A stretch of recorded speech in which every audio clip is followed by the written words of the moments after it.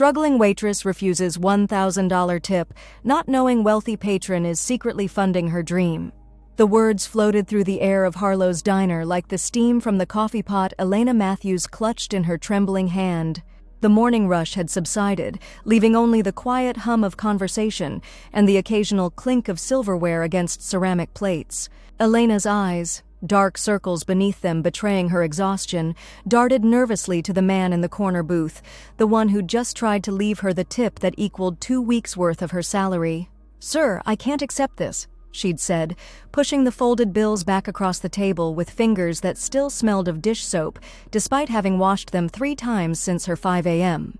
Shift began. "It's too much. I just refilled your coffee a few times." The man, silver-haired, impeccably dressed in a tailored charcoal suit that probably cost more than her monthly rent, had simply smiled, the corners of his eyes crinkling with an expression she couldn't quite read. Not pity, thankfully. She'd had enough of that to last a lifetime. Something else. Assessment, perhaps. "Keep it," he'd insisted, his voice gentle but firm. "You look like you could use it." Heat had risen to her cheeks, pride mixing with shame into a painful cocktail that burned her throat.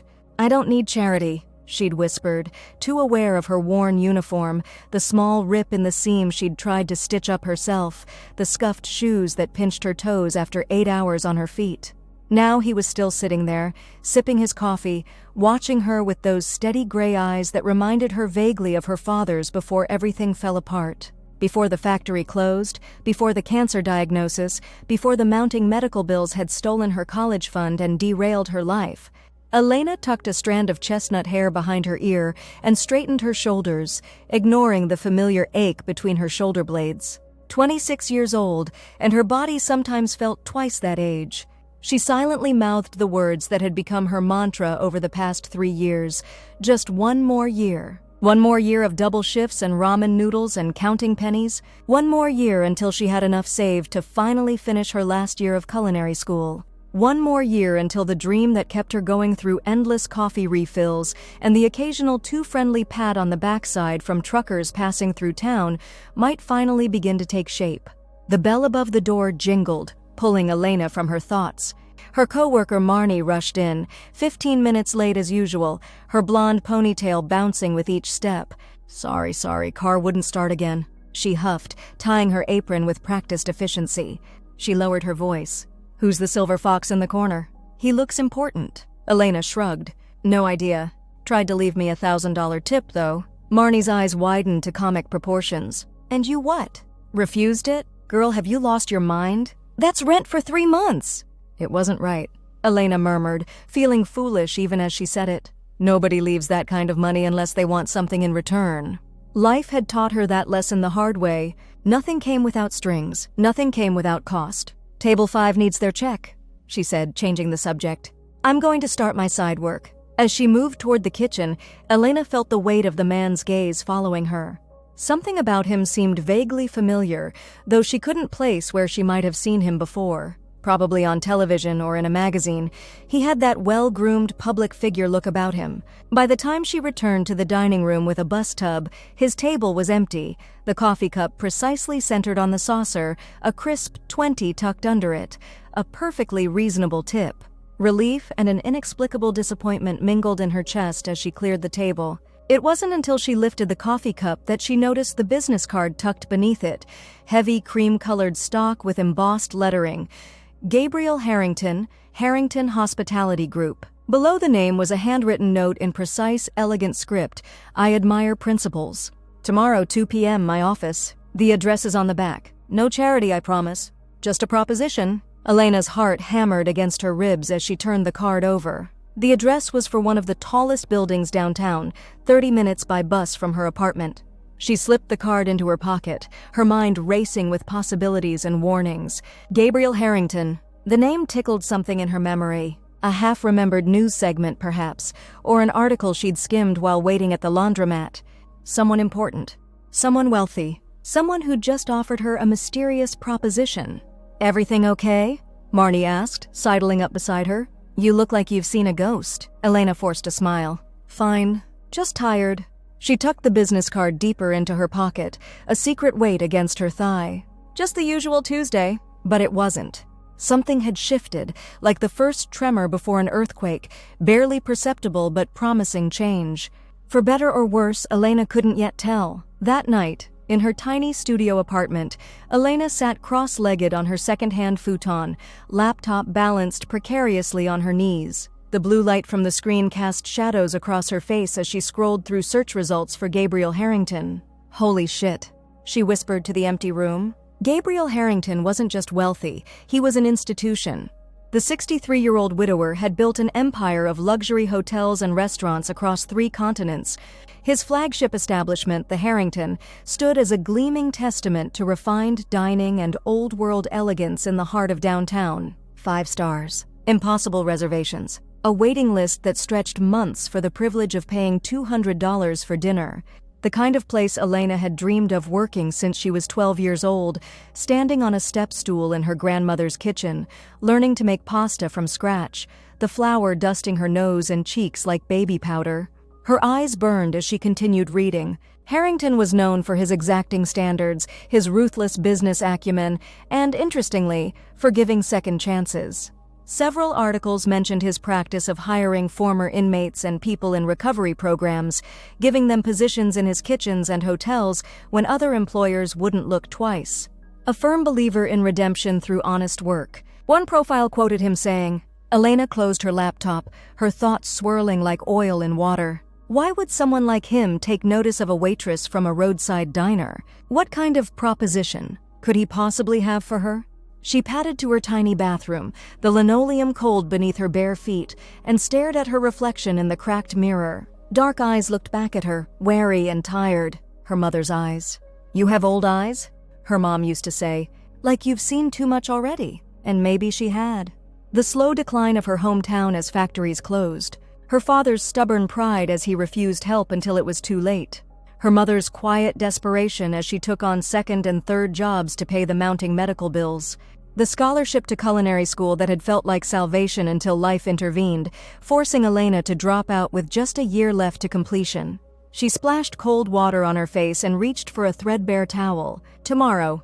She would go tomorrow, hear what the man had to say, and then decide. What did she have to lose? Sleep came fitfully that night, dreams filled with gleaming kitchens and the smell of simmering sauces, interspersed with her father's voice warning her, "If something sounds too good to be true, Ellie girl, it usually is." The Harrington building stretched toward the clouds, all glass and steel and intimidation. Elena smoothed the front of her one good dress, navy blue, simple, purchased 3 years ago for job interviews, and tried to ignore how it hung a little looser on her frame than it once had. She'd pulled her hair back into a neat bun, applied minimalist makeup, and wore the small pearl earrings that had been her grandmother's. Professional but not presumptuous, she murmured to herself, repeating the mantra from her college career counselor as she approached the front desk. The receptionist, blonde, polished, effortlessly elegant, looked up with a practiced smile. "Welcome to Harrington Hospitality Group. How may I assist you? I have an appointment with Mr. Harrington at 2. Elena's voice sounded smaller than she intended. Elena Matthews. Something subtle shifted in the receptionist's expression. Surprise, perhaps, or curiosity. "Of course, Mrs. Matthews. Mr. Harrington is expecting you. 42nd floor? The elevator will require a key card." She handed Elena a sleek black card. "Martin will escort you." A security guard materialized at Elena's elbow, his smile considerably warmer than the receptionist's. "This way, ma'am." The elevator ascended with stomach-dropping speed, numbers flashing on the digital display. Elena focused on her breathing, on the steady rhythm of her heart, on the feeling of the business card still tucked in her pocket like a talisman. The doors opened to reveal a reception area more suited to a luxury home than an office. Plush carpets, modern art on the walls, comfortable seating arranged around low tables. Floor-to-ceiling windows offered a panoramic view of the city that momentarily stole Elena's breath. Ms. Matthews. A woman with silver-streaked dark hair and kind eyes approached. "I'm Sophia, Mr. Harrington's assistant. He's just finishing a call. May I get you anything while you wait? Water? Coffee? Tea? Water would be nice, thank you," Elena managed, suddenly aware of how dry her mouth had become. Sophia showed her to a seating area and disappeared, returning moments later with water in an actual glass. not plastic, with a slice of lemon floating on top. Elena took a careful sip, terrified of spilling on what was surely an extremely expensive sofa. "He won't bite, you know." Elena looked up, startled. Sophia smiled, the lines around her eyes deepening. "Mr. Harrington. He can be intimidating at first, but he's fundamentally kind. Just be honest with him. That's all he really values." Before Elena could respond, a door opened, and Gabriel Harrington himself emerged. In the filtered sunlight of his office, he looked both more approachable and more imposing than he had in the diner. His suit today was navy, his shirt crisp white, a subtle tie the color of burgundy wine knotted at his throat. Ms. Matthews. His voice was just as she remembered, resonant, cultured, with the faintest hint of an accent she couldn't place. "Thank you for coming. Please join me." He gestured toward the open door, and Elena rose on legs that felt suddenly unreliable. As she passed Sophia, the older woman gave her a reassuring wink. Harrington's office was understated luxury, more comfortable than ostentatious, with leather-bound books lining one wall and more stunning views from the windows. He directed her to a seating area rather than positioning her across a desk, a subtle equalizer that Elena appreciated. "I imagine you have questions," he began, taking a seat across from her. "About why I left that tip, why I asked you here." Elena set her water glass down carefully on a coaster. "Several, yes." A smile tugged at the corner of his mouth. "Directness. Good. I value that." He leaned forward slightly. "Tell me, Mrs. Matthews, do you know who I am?" "I do now. I looked you up last night." "And what did you learn?" She met his gaze steadily. "That you own hotels and restaurants all over the world. That you're worth billions. That you've been known to give people second chances." He nodded, seemingly pleased with her answer. "What I don't think you would have found in your research is that I grew up not far from Harlow's diner. My father worked at the mill for 40 years. My mother waited tables to help make ends meet." He paused. "I know what it looks like when someone is working towards something better. I recognized it in you." Heat crept up Elena's neck. "So it was pity." "No." His response was immediate, almost sharp. "Recognition. There's a difference." He studied her for a moment. "Why did you refuse the tip?" The question caught her off guard. Because it wasn't earned. I didn't do anything to deserve that kind of money." "Interesting." He leaned back, his expression thoughtful. "Most people would have taken it without question, especially someone in your position." "What position is that exactly?" A flash of defensiveness colored her tone. "Someone working double shifts at a diner while trying to save for culinary school." Elena froze. "How did you—" "I make it my business to know things, Ms. Matthews. You were enrolled at the Westfield Culinary Institute, one of the top programs in the country. You completed 3 years with an exceptional GPA before you withdrew. Family medical emergency, I believe." The room seemed to tilt slightly. Elena gripped the armrest of her chair, unsure whether to be impressed or terrified by the extent of his knowledge. "Why are you interested in me?" she asked, her voice barely above a whisper. Gabriel Harrington smiled fully then, and something in his expression reminded her of her grandfather, the one who'd taught her to fish, who'd always said she had more grit than people twice her age. "I'm interested in talent, Ms. Matthews. And from what I've learned, you have it in abundance." He reached for a folder on the table between them and opened it, revealing what appeared to be evaluations from her time at culinary school. "Your professors spoke very highly of your creativity, your technical skill, and your work ethic." "You contacted my professors?" Disbelief colored her voice. "As I said, I make it my business to know things." He closed the folder. "Particularly when I'm considering making an investment." Elena's breath caught. "An investment?" He nodded, his expression growing more serious. "I'd like to offer you a position at the Harrington. Not as a chef, not yet. You'd start as a commis, working under executive chef Laurent. It's demanding work, long hours, high pressure, but it comes with a salary that would allow you to complete your final year at Westfield, which my company would subsidize." The room seemed to spin. Elena reached for her water glass, took a careful sip, trying to process his words. "Why?" The question escaped before she could stop it. "Why would you do that for a stranger?" Something shifted in his expression, a momentary vulnerability that seemed at odds with his powerful persona. "Because 30 years ago, someone did the same for me. And because talent like yours shouldn't be wasted serving coffee at a roadside diner." He paused. "No matter how principled you are about tips." A small laugh escaped her, half disbelief, half budding hope. "This is a lot to take in." "I understand. Take some time to consider it." He handed her a thick envelope. The formal offer is in here, along with details about the scholarship program. We'd need your answer within the week. Elena took the envelope, feeling the weight of it, the weight of possibility, in her hands. Thank you, she said, her voice steadier than she expected, for the opportunity. Regardless of what I decide. Gabriel Harrington stood, indicating their meeting was concluding. One more thing, Ms. Matthews. If you do accept, know that this isn't charity. It's an investment in potential. I'll expect a return. Hard work, dedication, excellence. His gray eyes held hers. Are those terms you could agree to? Elena rose to meet his gaze, something long dormant flaring to life within her chest. Pride, not the defensive kind that had made her refuse his tip, but the kind that came from being truly seen. Those are the only terms I would accept, she said. His answering smile was brief but genuine. Then I look forward to your decision. As she left the building, the envelope secure in her bag, Elena felt lighter than she had in years. The city around her, once just the backdrop to her struggle, suddenly seemed filled with possibility. The spring air carried the scent of new beginnings. She didn't yet know if she would accept his offer. There would be research to do, questions to ask, considerations to weigh, but for the first time in 3 long years, the future held more than just the grinding sameness of survival. It held hope. You're insane if you don't take it, Marnie declared, gesturing emphatically with a French fry. They sat in a booth at Harlow's during their break, Elena having just shared the details of Harrington's offer. This is literally a miracle, Elle. A freaking miracle. Elena poked at her salad, appetite diminished by the swirl of emotions in her stomach.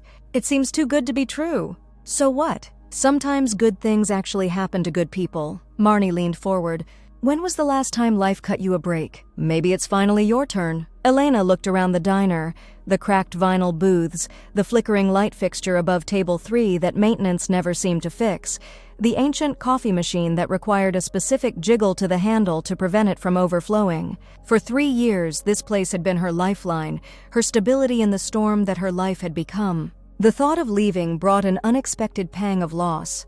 I'd have to quit here, she said quietly. Give up my apartment, move closer to downtown. The logistics were daunting, the upheaval significant. Marnie snorted. Yeah, trade this glamorous life for a career at one of the most prestigious restaurants in the country. How will you ever cope? Despite her anxiety, Elena laughed. When you put it that way? Seriously, Elle? Marnie's expression softened. You don't belong here. We all know it. You're meant for bigger things than refilling coffee cups and dealing with handsy truckers. She reached across the table, squeezed Elena's hand. Your dad would want this for you. You know he would. Tears pricked at Elena's eyes. Her father had been her biggest champion, the one who'd encouraged her culinary dreams from the first wobbly cake she'd baked in their outdated kitchen. He always said I'd have my own restaurant someday. Well, this gets you one step closer, doesn't it? Elena nodded, wiping quickly at her eyes as their manager, Dale, poked his head around the corner. Break's over, ladies. Got a bus full of seniors pulling in. As they slid out of the booth, Marnie gave her a gentle nudge. Promise me you'll at least think about it. Really think about it? I promise, Elena said, tying her apron back around her waist. But in her heart, she already knew her answer. Fear and uncertainty still buzzed through her veins, but beneath it all ran a current of something stronger. Determination. The same determination that had kept her going through 3 years of setbacks and struggles. Maybe, just maybe, it was finally time to take a leap of faith. The kitchens of the Harrington were nothing like Elena had imagined, and she had imagined them extensively in the weeks since accepting Gabriel Harrington's offer. They were larger, for one thing, a sprawling territory of gleaming stainless steel and orchestrated chaos, and louder, a symphony of shouted orders, sizzling pans, and the rhythmic chopping of knives against cutting boards. But most surprisingly, they felt like home in a way no place had since her grandmother's kitchen. The familiar sense of reducing stocks and browning butter, the controlled urgency, the singular focus on creating something extraordinary, all of it resonated deep within her chest, as if some vital part of herself that had been dormant was suddenly awakening. Matthews! The brunoise should be uniform. These are all different sizes. Do it again. Elena flinched at the sharp voice of Chef Laurent, a compact Frenchman with salt and pepper hair and the intensity of a drill sergeant. 3 weeks into her new position, and she'd yet to see him offer a single compliment to anyone. But his criticism was always precise, always educational, and when he demonstrated techniques, his hands moved with a grace that took her breath away. "Yes, chef," she responded automatically, scraping the diced vegetables into the compost bin and reaching for another carrot. Her fingers were blistered despite the calluses built up over years of kitchen work, her forearms marked with small burns from passing too close to sizzling pans and oven doors. But each mark felt like a badge of honor, evidence of her commitment to this new path. "He likes you, you know," murmured Zach, the commis working beside her. At 22, he was the youngest in the kitchen and had become something of an ally in Elena's navigation of the Harringtons' complex social hierarchy. Elena snorted softly. "Chef Laurent doesn't like anyone." "That's not true. He just has extremely high standards," Zach grinned. "But seriously, I heard him tell sous chef Diana that you have good instincts. Coming from him, that's practically a marriage proposal." Warmth bloomed in Elena's chest at the unexpected praise, but she kept her expression neutral. In the high-pressure world of fine dining, showing too much emotion, whether joy or frustration, was seen as a weakness. 3 minutes on those vegetables, Matthews," Chef Laurent called from across the kitchen. "Then I need you on the sauté station." Marcus called in sick. Elena's head snapped up. The sauté station was typically reserved for more experienced cooks. To be assigned there, even temporarily, was a significant vote of confidence. "Yes, chef." Her fingers moved faster, the knife becoming an extension of her hand as she diced the vegetables into perfect, identical cubes. 3 weeks in, and already she was being given opportunities that normally took months to earn. The thought both exhilarated and terrified her.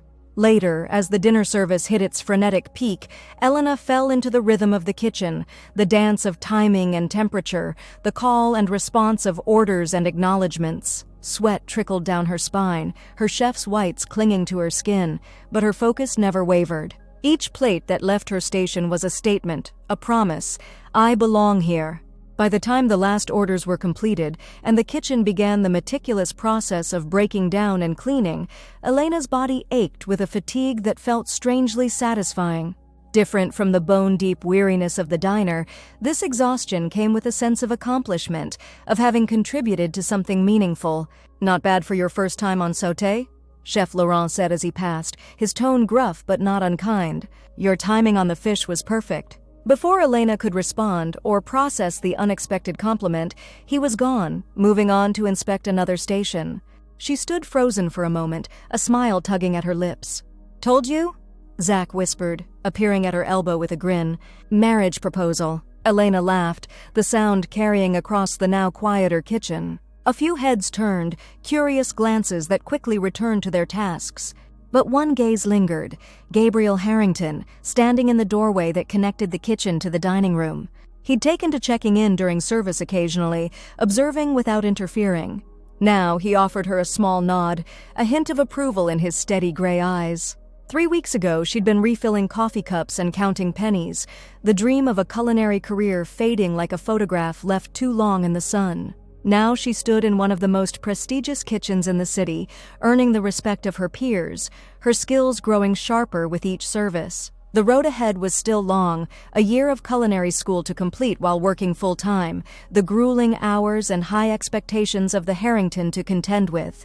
But for the first time in years, Elena felt as though she was finally moving forward instead of simply treading water. As she wiped down her station, her sore muscles protesting every movement, a sense of peace settled over her. This was where she belonged. This was what she was meant to do. And somewhere she was certain her father was smiling. Summer bled into fall, and Elena's life fell into a demanding but fulfilling rhythm.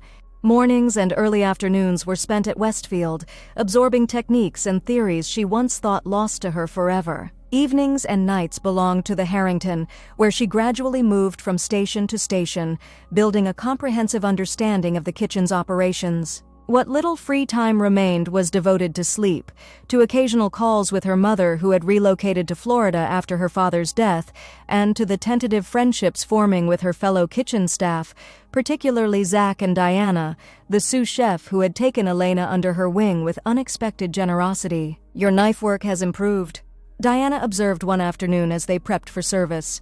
At 35, she was one of the few women in a leadership position in the kitchen, her authority established through sheer talent and a will of iron. But your sauces still lack confidence. You second-guess yourself too much." Elena nodded, accepting the criticism as the gift it was, an investment in her improvement. "I know. I'm working on it. Work faster," Diana said, but her lips curved in a small smile. "Chef Laurent has his eye on you for Junior Sous when Miguel leaves next month." Elena nearly dropped the knife she was sharpening. "What? But I've only been here 4 months." "And in those 4 months, you've shown more potential than some who've been here for years." Diana's dark eyes were serious. "Don't let it get to your head. You still have much to learn. But talent like yours doesn't come along often, and Laurent knows it." The praise, coming from someone as sparing with compliments as Diana, sent a flush of pleasure through Elena. "Thank you," she said simply. Diana shrugged. "Don't thank me. Just don't make me regret speaking up for you." As Diana moved away to check on another station, Elena allowed herself a moment to take in the kitchen around her. What had once seemed overwhelming in its complexity now felt like familiar territory. She knew its rhythms, its unspoken rules, the personalities that made it function like a well-oiled machine, and increasingly, it knew her strengths, her weaknesses, her determination to prove herself worthy of the chance she'd been given. The dinner service that night was particularly brutal. A food critic was in attendance, along with a delegation of Japanese businessmen considering the Harrington for a major event. Every dish had to be flawless, every timing precise, every presentation immaculate. By midnight, when the last plates were cleared and the kitchen finally began to wind down, Elena felt as though she'd run a marathon. "Well done, everyone," Chef Laurent announced, his voice carrying across the exhausted kitchen. The critic sent her compliments, particularly on the duck and the soufflé. "The Japanese delegation has booked for their corporate event." His stern gaze swept the room. "Now clean up and go home. Tomorrow will be just as demanding." As the staff dispersed to their closing tasks, Elena noticed Gabriel Harrington standing near the entrance to the dining room, observing as he occasionally did. But tonight, instead of his customary brief appearance, he approached her station. "Ms. Matthews." He greeted her, his voice carrying the same quiet authority it had the day they first met. "A moment of your time, if you please." Anxiety flickered through her chest. Had she done something wrong? Was he reconsidering his investment in her? "Of course, Mr. Harrington." He led her away from the bustle of the cleaning kitchen, toward the small conference room where daily menu meetings were held. "Please sit," he said, gesturing to one of the chairs. Elena perched on the edge of the seat, her chef's coat damp with sweat, her hair escaping its tight bun. She was acutely aware of her disheveled appearance in contrast to his immaculate one. "I've been receiving regular reports on your progress," he began, taking the seat across from her. "From Chef Laurent, from Diana, from your instructors at Westfield." Elena's mouth went dry. "I see. They're unanimous in their assessment of your potential." His expression was unreadable. "But they also note your reluctance to fully step into that potential, your tendency to hold back, particularly when developing your own dishes." The observation struck with uncomfortable precision. In classes that required creativity and personal expression, Elena often found herself paralyzed by doubt, afraid to present dishes that might reveal too much of herself. "I'm still learning," she said carefully. "I don't want to overstep." Gabriel Harrington studied her for a long moment. "May I speak frankly, Miss Matthews? Please. You remind me a great deal of myself at your age. Talented but cautious, driven but afraid of failure." His eyes held hers. "I understand the fear. When you've lost as much as you have, taking risks feels like inviting more loss." Elena's breath caught in her throat. "How did you—" "As I told you when we first met, I make it my business to know things." His expression softened slightly. "But this particular insight comes from experience, not research. I also lost my father too young. I also had dreams interrupted by circumstances beyond my control." For a moment, the powerful man before her seemed more human, more accessible. "What changed for you?" Elena asked quietly. "Someone took a chance on me. Much as I've taken a chance on you." He leaned forward slightly. "But ultimately, I had to take a chance on myself. That was the harder step." The words resonated in a place deep within her, a truth she'd been avoiding. Taking Harrington's offer had required courage, yes, but it was courage bolstered by external validation, by someone else's belief in her. To truly succeed, she would need to find that belief within herself. "Chef Laurent wants to promote you to junior sous chef," he continued. "It's an unusual move given your limited time here, but he believes you're ready. And what do you think?" The question slipped out before she could stop it. A smile touched the corner of his mouth. I think Chef Laurent rarely makes mistakes in assessing talent. He paused. But I also think the position will require you to contribute more of yourself, your ideas, your vision. Are you prepared for that? The question hung in the air between them, weighted with implication. Was she ready to truly invest herself, to risk failure, to put her own culinary voice out into the world? I want to be, she answered honestly. Gabriel Harrington nodded, seemingly satisfied with her response. That's a good start. He rose from his chair. The annual Harrington Culinary Innovation Contest is next month. Each of our properties submits dishes from their most promising talents. The winner receives a significant cash prize and, more importantly, has their dish featured on our menus worldwide. Elena's heart quickened at the implication. Are you suggesting I enter? I'm not merely suggesting it, Ms. Matthews. As your patron, I'm expecting it. His tone was firm but not unkind. It's time you showed not just me and Chef Laurent what you're capable of, but yourself as well. With that, he left her sitting in the quiet conference room, her mind racing with possibilities and fears in equal measure. The contest was prestigious, highly competitive. Chefs with far more experience would be entering. The thought of putting her culinary identity on display for such critical judgment made her stomach clench. But beneath the fear ran an undercurrent of excitement, a whisper of the passion that had driven her to pursue cooking in the first place. The chance to create something truly her own, to translate her experiences and emotions into food that might move others. As she made her way back to her station to finish cleaning, a memory surfaced. Her father standing in their modest kitchen, tasting a soup she'd made when she was 14. "This is special, Ellie girl," he'd said, his eyes crinkling at the corners. "This has got your heart in it." Perhaps it was time to cook with her heart again, whatever the risk. "You're overthinking it," Diana said bluntly, watching as Elena discarded yet another failed attempt at her contest entry. 2 weeks had passed since Harrington's directive, and Elena had spent every free moment testing and refining concepts, each one abandoned as soon as it began to take shape. What was wrong with that one? It tasted good to me. Elena sighed, pushing a strand of hair from her forehead with the back of her wrist. It was fine, but it wasn't special. It wasn't me. They stood in the Harringtons' test kitchen, a small but well-equipped space where new dishes were developed before being introduced to the menu. Diana had generously offered to help during her day off, watching Elena's process with increasing concern.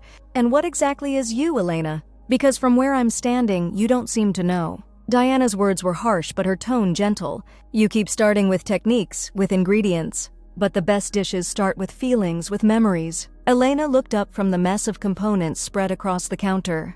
"What do you mean?" Diana leaned against the counter, her expression thoughtful. "My signature dish, the one that got me this position, was inspired by the meals my grandmother made when I visited her in Mexico as a child. It wasn't just about the flavors, it was about the feeling of being in her kitchen, of being loved, of belonging." She met Elena's gaze. "What makes you feel that way? What food memories carry that kind of emotional weight for you?" The question struck deeper than Diana could have known.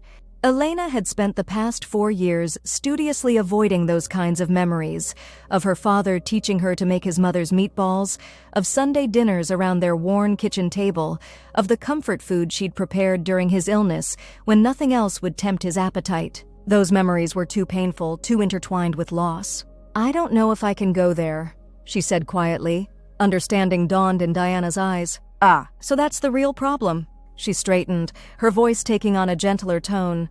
"The best cooking comes from the most vulnerable places, Elena. That's what makes it resonate with people. That's what makes it art instead of just craft." Elena turned away, busying herself with cleaning up the rejected dish, buying time to compose herself. What if I can't access those feelings without falling apart? Professional kitchens don't exactly reward emotional displays. No, but they do reward honesty. Authenticity. Diana moved to help with the cleanup. "Look, I'm not saying you have to relive your most painful moments, but maybe it's time to let some of that experience inform your cooking instead of compartmentalizing it." The words echoed uncomfortably close to what Gabriel Harrington had suggested. "Take a chance on yourself." Elena realized with a start that she'd been hiding, not just from potential failure, but from the full depth of her own passion, from the emotional wellspring that had drawn her to cooking in the first place. "My dad used to make this pork roast," she said finally, the words feeling rusty as they left her throat. "Nothing fancy, just salt, garlic, rosemary." But he'd slow roast it for hours, and the whole house would fill with this smell that meant Sunday, that meant family. She swallowed hard. When he got sick, I tried to make it for him, but I could never get it quite right. Diana nodded encouragingly. That's something. That's a starting point. He always said my problem was impatience, that some things can't be rushed. A small smile tugged at Elena's lips despite the ache in her chest. Food was his love language. He couldn't always say how he felt, but he could show it by feeding us. That's beautiful, Diana said quietly. And I bet there's a dish in there somewhere, something that honors that tradition but evolves it. Something that speaks to patience and love and the passage of time. For the first time in weeks, a clear vision began to form in Elena's mind, not just ingredients and techniques, but a concept with emotional resonance. A dish that would tell her story, honor her father's memory, and showcase her technical skills without sacrificing soul. I think I know what I want to make, she said, a new determination straightening her spine. Diana smiled, a genuine warmth in her expression. Now we're getting somewhere. Tell me about it. As Elena began to articulate her vision, the knot of anxiety that had lodged in her chest for weeks began to loosen. This dish wouldn't just be an entry in a contest or a bid for professional recognition. It would be a reconnection with the part of herself she'd walled off, a bridge between the girl who'd cooked alongside her father and the woman fighting to make her way in the culinary world. It would be, in the truest sense, coming home. The day of the Harrington Culinary Innovation Contest arrived with a buzzing energy that permeated the entire hotel. The grand ballroom had been transformed into a showcase for culinary talent, with tasting stations set up around the perimeter and a central judging table where Gabriel Harrington would sit alongside 3 renowned food critics and 2 Michelin-starred chefs. In the staging kitchen, Elena's hands moved with practiced precision as she completed the final preparations for her dish. Around her, competitors from Harrington properties across the country did the same, some with the confident efficiency of veteran chefs, others with the barely contained nervous energy of newcomers like herself. 5 minutes until the judges begin their rounds, announced the contest coordinator, a clipboard-wielding woman with the unflappable demeanor of someone who organized high-stakes events for a living. Please move your completed plates to your presentation stations. Elena took a deep breath, surveying her work. The dish she'd created was deceptively simple in appearance, a perfectly seared pork tenderloin, sliced to reveal a rose-pink center, nestled against a silky celery root puree. But the complexity lay in the details. The tenderloin had been cured for 3 days in a mixture inspired by her father's favorite flavors, then cooked sous vide with extraordinary precision before the final sear. The sauce, a reduction that had taken 2 days to develop, held echoes of Sunday dinners and family celebrations, enriched with techniques she'd mastered at the Harrington. It was, as Diana had suggested, a bridge between memory and aspiration, between her past and her potential future. Need a hand with those plates? Zach appeared at her elbow, his own contest entry already set up at his station. Elena nodded gratefully. Thanks. I'm more nervous than I expected to be. Everyone is, he assured her, carefully lifting 2 of her prepared plates. Even Chef Laurent looks like he might vomit, and he's not even competing. The observation startled a laugh from Elena. Sure enough, across the kitchen, the typically unflappable executive chef was pacing, periodically checking on the entries from his kitchen staff with an intensity that bordered on obsessive. He has a lot riding on this too, Elena realized aloud. His reputation, his judgment in promoting his chefs? Zach nodded. Exactly. We're all in this together, even when we're competing against each other. He nudged her gently with his elbow. Now come on, let's get these plates out there before the sauce sets too much. As they carried her dishes to her assigned station in the ballroom, Elena caught sight of Gabriel Harrington taking his place at the judges' table. He wore a dark suit that managed to look both authoritative and understated, his silver hair gleaming under the ballroom's lights. For a brief moment, their eyes met across the room, and he offered a small nod of acknowledgement. The gesture steadied her unexpectedly. 4 months ago, she'd been a struggling waitress with deferred dreams. Now she stood among some of the most promising culinary talents in the country, about to present a dish that represented not just her skills, but her heart. Whatever the outcome of the contest, that journey itself was worth celebrating. Competitors, please take your positions, the coordinator announced. Judges will begin their tasting tour momentarily. The next hour passed in a blur of presentation and explanation as each judge visited Elena's station. She described her dish with a quiet confidence that surprised even herself, explaining not just the techniques, but the inspiration, the emotional foundation that had guided her creative process. "The dish is called Time and Memory," she told the final judge, a food critic known for her poetic writing and unsparing assessments. "It's about patience, about the way love expresses itself through the care we take with food, and about honoring traditions while finding your own voice." The critic's eyes, sharp and evaluating behind stylish glasses, softened almost imperceptibly. "A lovely concept. Let's see if the execution lives up to it." She took a bite, her expression revealing nothing as she tasted. Elena held her breath, watching as the woman closed her eyes briefly, seemingly focusing on the interplay of flavors. "Thank you, Miss Matthews," she said finally, making a notation on her scoring sheet. "A thoughtful, accomplished dish." As the judge moved on to the next station, Elena exhaled slowly, the tension that had been building in her shoulders beginning to ease. She had done what she could. Her dish was out there, a piece of herself offered up for judgment.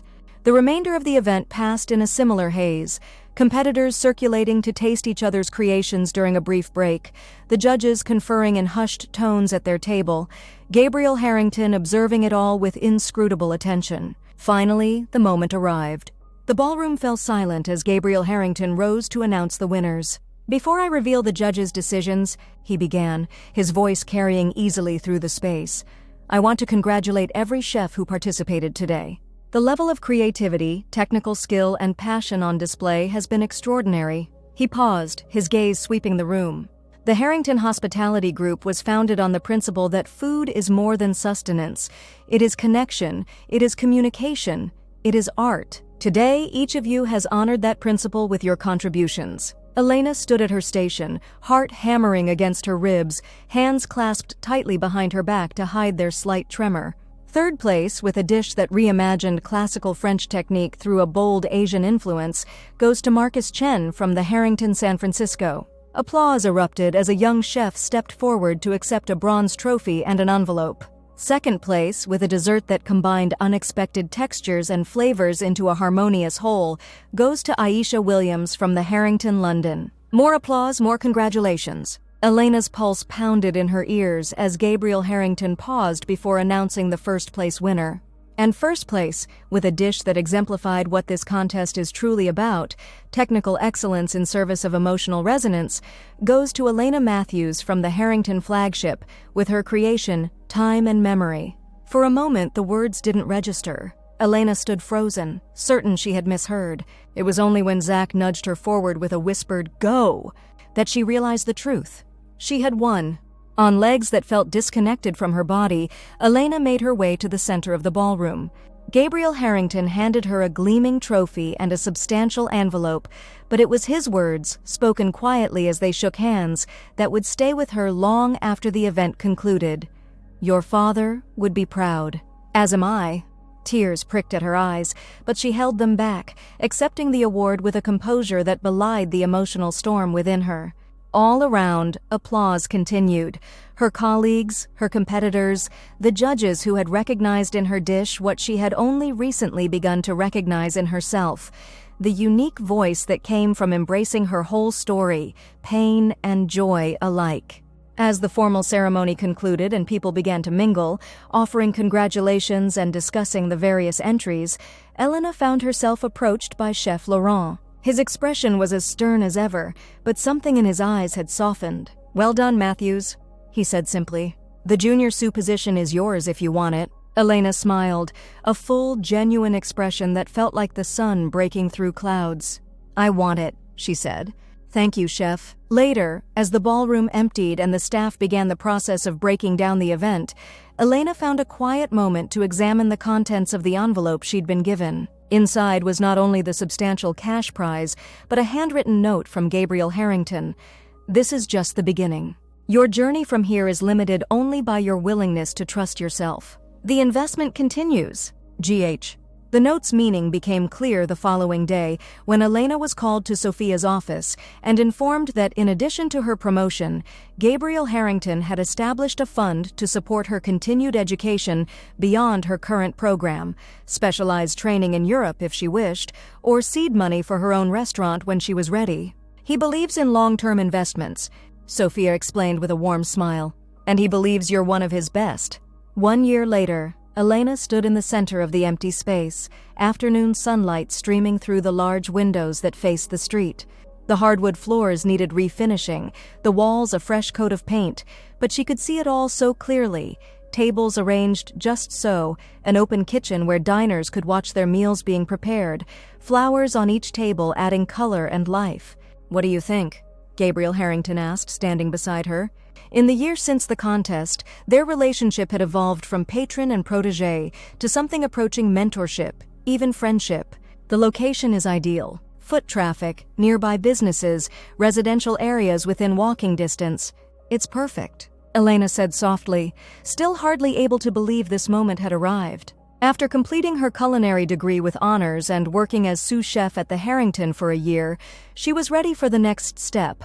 Her own restaurant, backed by Gabriel Harrington's investment company, but with her as executive chef and creative director. "Have you decided on a name yet?" he asked, moving through the space with the evaluating eye of someone who had opened dozens of successful establishments. Elena nodded, a lump forming in her throat.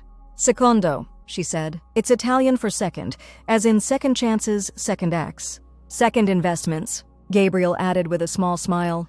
"I like it." They continued their tour of the space, discussing renovations and timelines, equipment needs and staffing requirements.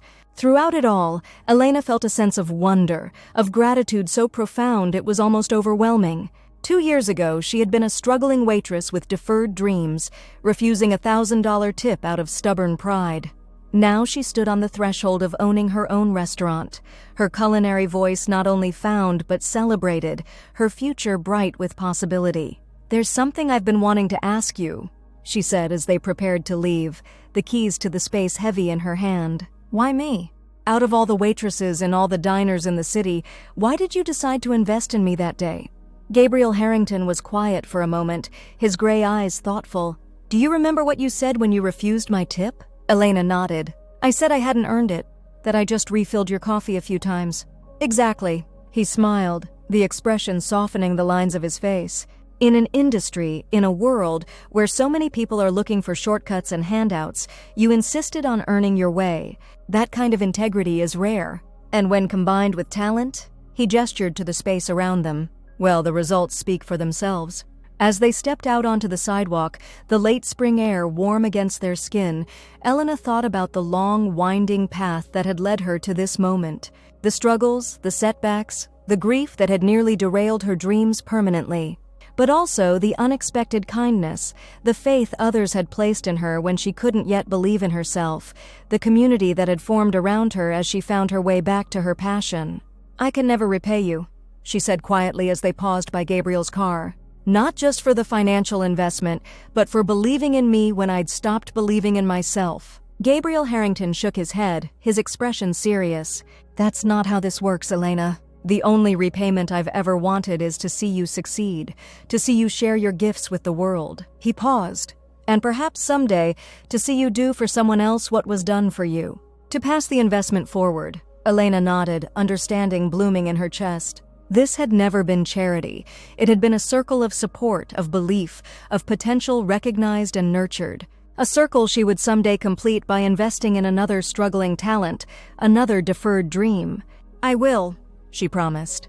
"When the time comes, I will." As Gabriel drove away, Elena remained on the sidewalk, keys in hand, looking up at the space that would soon become Secondo. Through the window, she could already envision diners enjoying meals crafted with technical skill and emotional truth, dishes that told stories of love and loss, of perseverance and redemption. In her mind's eye, she saw her father sitting at the best table, his eyes crinkling at the corners as he tasted her food, as he witnessed the fulfillment of the potential he had always seen in her. "We made it, Dad," she whispered to the gentle spring breeze. "We made it." And with the keys clutched tightly in her hand, the keys to her restaurant, to her future, to the circle of investment and belief that had saved her, Elena Matthews turned toward the life she had once thought lost to her forever. A life built not just on second chances, but on the courage to accept them when they appeared. A second act indeed.